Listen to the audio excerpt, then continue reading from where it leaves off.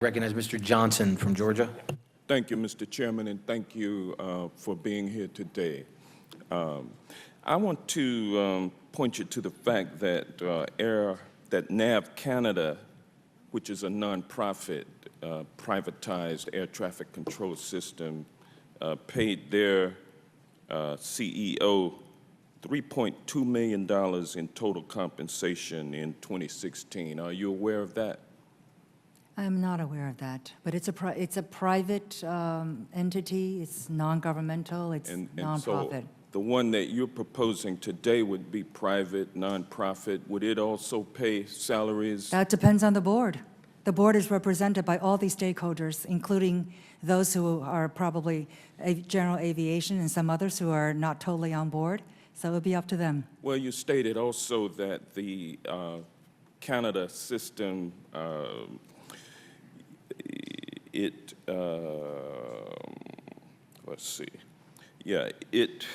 the user fees decreased after privatization in Canada. Is that correct? I've been told that the NAV Canada user fees decreased by more than 40% of then the taxes that they would have raised under that scenario, yes. And you also stated that capitalization, you stated in your testimony today, capitalization for the air traffic control system in Canada capitalizes its functions by borrowing on Wall Street? This new entity would have the ability to access the capital markets if they so choose. And this would replace direct federal revenues coming to... User fees would replace the revenue coming from the general treasury. But it would be user fees. User fees have come down, but salaries have gone up. Good management. It's management.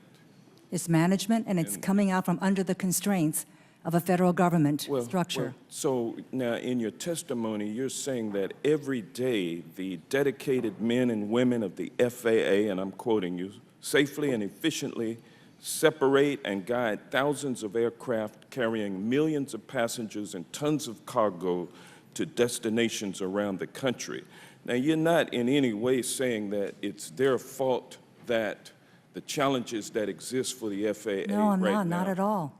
What I'm is... saying You're not pointing the finger at the employees, and it's like 40... No, I'm not saying that at all. It's like in fact, 45, the air traffic... and you have like 45,000 FAA employees, and you got... Please don't put words in my mouth. I never said that. Well, you have. No, I have always complimented the FAA and their employees. Okay, but you do have about 45,000 FAA. There are 44,000, about 45,000.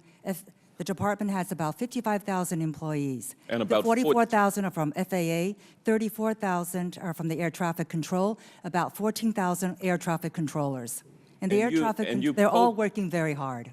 But you've not polled your other FAA employees, other than the air traffic controllers, to determine whether or not they support privatization.